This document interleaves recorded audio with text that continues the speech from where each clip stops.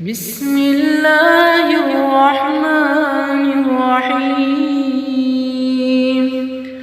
إذا زلزلت الأرض زلزالها وأخرجت الأرض أثقالها وقال الإنسان ما لها يومئذ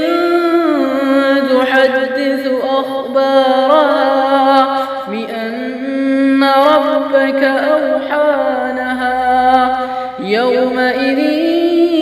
يصدر الناس أشتاتا ليروا أعمالهم فمن يعمل مثقال ذرة خيرا يره ومن يعمل مثقال ذرة شرا يره.